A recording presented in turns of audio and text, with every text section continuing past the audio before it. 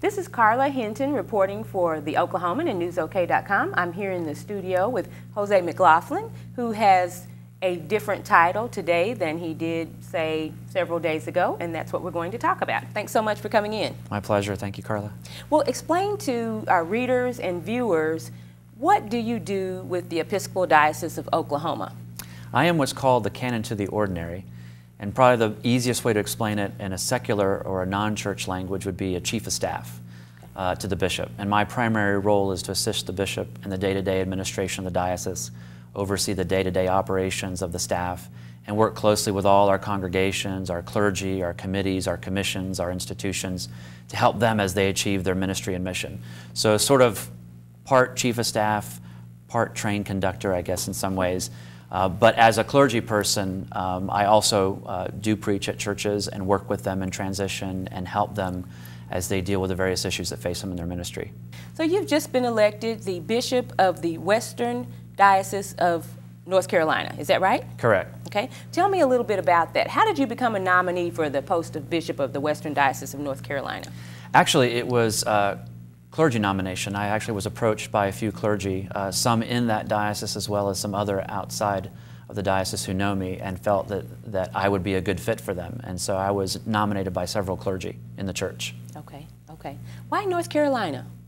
North Carolina because of the fact that I have a long history there, in the sense that on a personal level, my wife and I actually honeymooned in that part of the state, in that diocese 23 years ago, and felt a great affinity and love for the land and for the people. And so we have made it a regular habit to go back and visit and also celebrate our wedding anniversaries.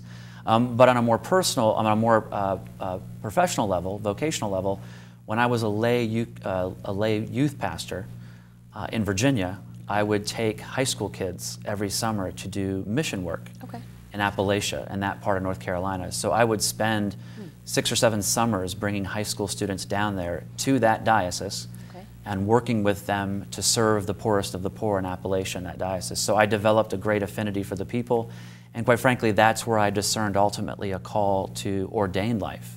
And it was due to the people there, and in one person in particular, a deacon there by the name of Chris Greer, who was really instrumental in me discerning a call.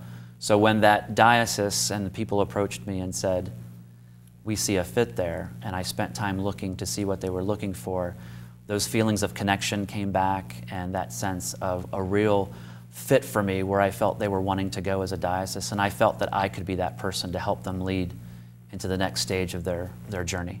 Okay, so obviously they're very familiar with you then. Okay. Somewhat, yes. Good, yes. okay, good, interesting, interesting. So what were your thoughts when you found out you were among the 4 finalists for the position? Honestly, very humbled, very honored. It's a long process, and there were quite a few people that had been discussed and names that had been out there for some time. So to even get to that point was an honor, and quite frankly, just the opportunity to be able to meet the people and talk about my ideas and why I felt called to be their bishop, that in itself was truly an honor. And so overwhelmed at first sort of by that humbling experience, but deeply honored about it. So. Okay, good, good. But was it always your plan to become a bishop? You talked about discerning the call to the ordained ministry, but was it always your plan to become a bishop? No, I don't know that, you know, a lot of my colleagues I talk to, I don't think that any of us in ordained ministry ever really think about that next thing. You know, we are called for a variety of reasons to serve and to serve God, and we don't tend to think in terms of advancement, or we tend to think of places, if you will, in the vineyard that we're going to serve.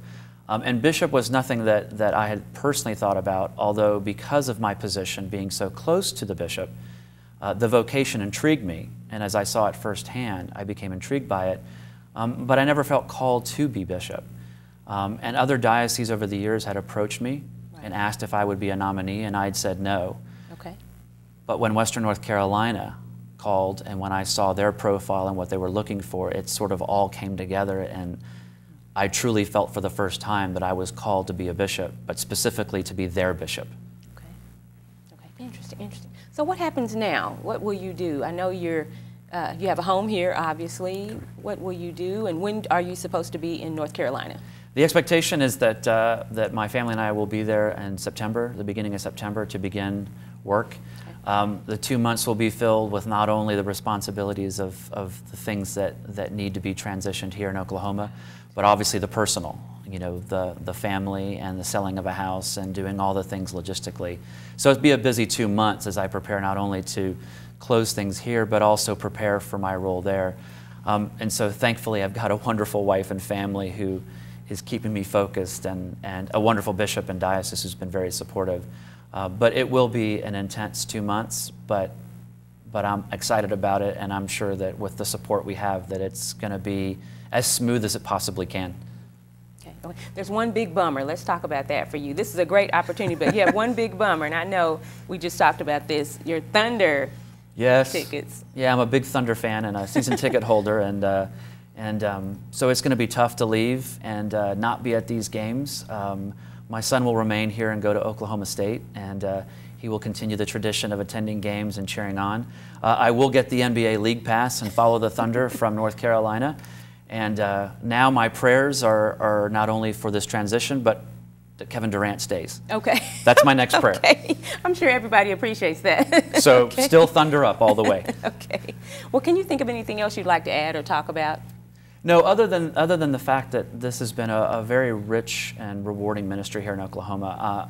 You know, I'm not from here, and I grew up in Florida, and I've always been impressed by the complete genuineness of the people of Oklahoma. And it has been an amazing place for me and my family. It has been a place that has certainly changed who we are. I feel like I'm an Okie. And so I've just been so grateful for the opportunity to serve here, and the people here have just been amazing. And so I wish I could say that this has been a terrible place, which would make the move easier, but it's been such a wonderful place. And so if anything, I'm just grateful for all the people here, the clergy, my colleagues, our friends that we've met along the way, and just great love and thanks to them for making my experience and my ministry here just so enriching and so wonderful. Good. Well, thank you. Thanks so much. Thank you. Thank you for coming in. Thank you.